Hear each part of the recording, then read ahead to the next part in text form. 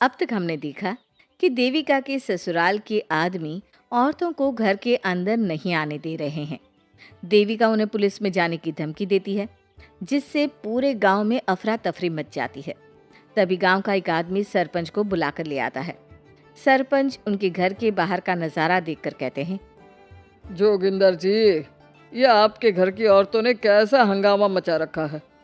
आपका घर तो संस्कारों की मिसाल था, लेकिन ये मैं क्या देख रहा हूँ। आपके घर की किसी औरत ने घूंघट नहीं कर रखा। सरपंच जी, हमारे घर की औरतों को इस देविका ने बहकाया है। हमने पहले ही इन सबको चेतावनी दी थी कि अगर ये घर से बाहर गई तो हम इन्हें घर में नहीं आने देंगे। अब ये देविका हमें धमकी दे रही है कि पुलिस को बुलाएगी। क्या पुलिस? इस गांव का बरसों पुराना इतिहास रहा है। इस गांव में कभी पुलिस नहीं आई। गांव के सभी फैसले हमने मिलजुल कर किए हैं। जोगिंदर, तुम्हारे घर का फैसला पंचायत करेगी। सरपंच जी, आपने ठीक कहा। पंचायत दोनों तरफ की बातें सुने और जो भी फैसला पंचायत करेगी वो हमें मंजूर होगा। तो ठीक है, आज दोपहर को सभी गांव की चौपाल पर इकट्ठा होंगे और वहीं तुम्हारे घर का फैसला होगा। सरपंच वहां से चला जाता है। घर के आदमी घर के अंदर जाकर दरवाजा बंद कर लेते हैं और घर की औरतें वहीं घर के बाहर पेड़ के नीचे बैठ जाती हैं। तभी विमला कहती है, देविका बहू, तुम्हें भूख लगी होगी ना?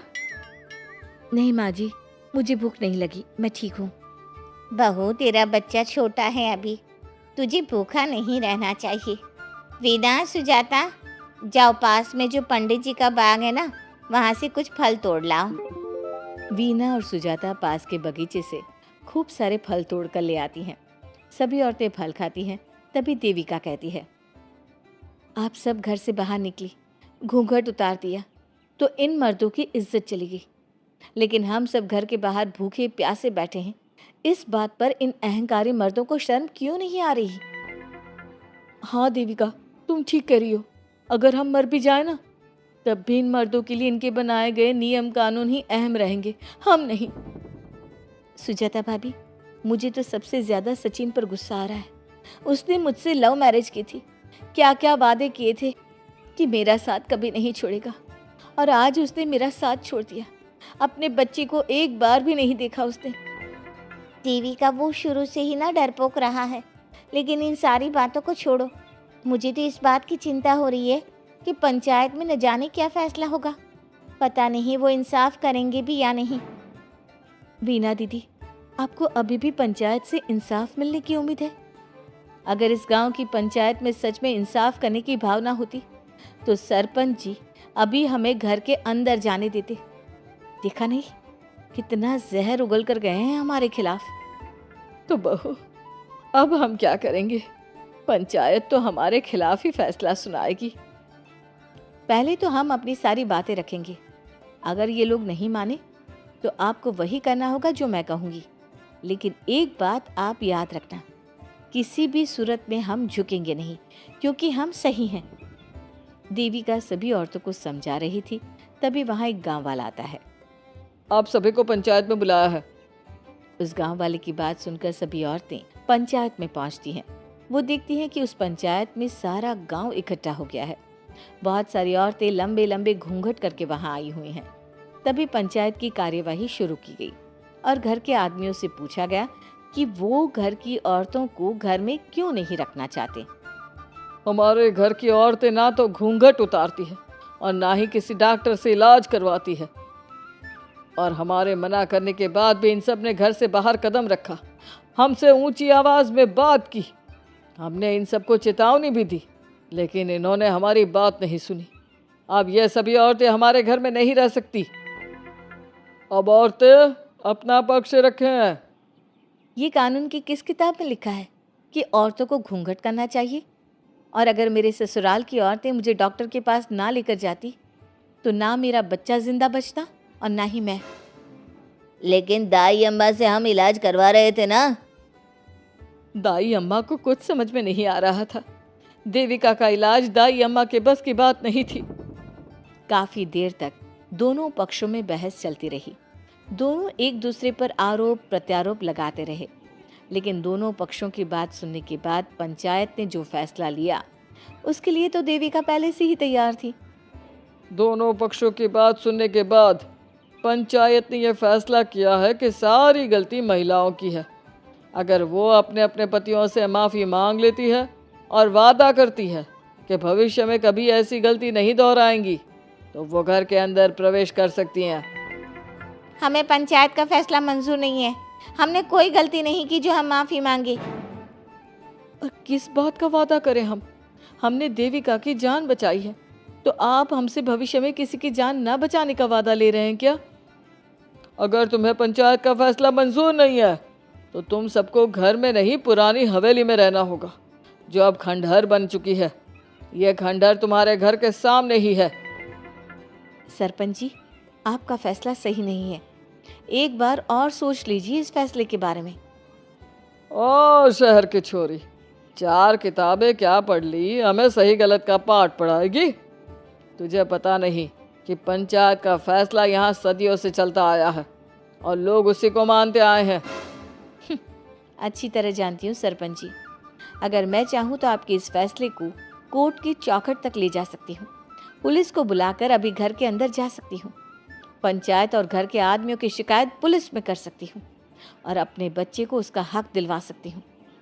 लेकिन नहीं, मैं ऐसा नहीं करूँगी। मैं उसी खंडहर में रहूँगी और इस गांव के आदमियों को दिखा दूंगी कि औरत खंडहर को भी महल बना सकती है, और वो भी बिना किसी आदमी की मदद के। सारे गांव की औरतें देविका की बातें सुनकर हैरान हो जाती है। उनका जीवन घूंघट और घर के 4 दीवारी के बीच में ही था। कोई औरत अपने हक के लिए पंचायत से भी टकरा सकती है, ये बात उन्होंने पहली बार सुनी थी। अब देविका घर की औरतों के साथ खंडहर में चली जाती है। माँ जी, ये खंडहर तो काफ़ी पुराना है। भाभी, खंडहर पुराने ही होते हैं। मुझे तो डरावना भी लग रहा है। मैं डर की वजह से कभी इस खंडहर के आसपास भी नहीं आई, लेकिन मुझे क्या पता था कि एक दिन इसी में रहना पड़ेगा। ये तो टूटा फूटा भी पड़ा है। माँ जी, एक काम करते हैं, ये खंडहर तो काफ़ी बड़ा है, इसलिए एक हिस्से की साफ सफाई करके उसे ही रहने लायक बना देते हैं। बाद में धीरे धीरे पूरा खंडहर ठीक कर लेंगे।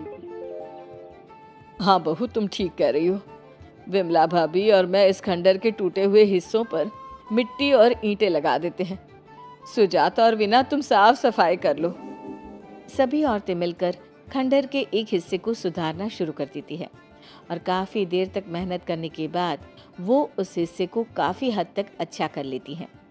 और इसी तरह रात हो जाती है। सभी औरतें बैठकर बात करती है। माँ, हमने इस खंडहर को घर तो बना दिया है, लेकिन ये घर चलेगा कैसे? हाँ माँ जी, मैं भी यही सोच रही हूँ। और हम सब तो बड़े हैं, गर्मी सर्दी भूख कुछ भी आसानी से बर्दाश्त कर सकते हैं, लेकिन देविका का बेटा बहुत छोटा है, उसे तो हमें अच्छी तरह से पालना होगा ना। मैं भी यही सोच रही हूँ कि आगे हमें क्या करना चाहिए। कम्मो और मैं मिलकर मिट्टी का चूल्हा और मिट्टी के बर्तन बना देते हैं। कुछ दिन के लिए खाने का इंतज़ाम भी हो जाएगा, क्योंकि यहाँ पर खेत और बाग बगीचे आसपास ही हैं, कहीं से कुछ भी ले सकते हैं। पहले आप मुझे ये बताइए कि आप सब लोगों को आता क्या है? मतलब कोई ऐसा काम जिसका आपको शौक हो, जो आपने बचपन से किया हो। बहू, तेरे दिमाग में चल क्या रहा है? माँ जी, बहुत कुछ चल रहा है।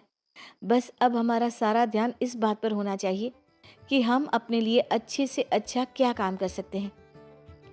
आप सब हिम्मत से और समझदारी से काम लो, फिर देखना हम इस खंडहर को भी महल बना देंगे।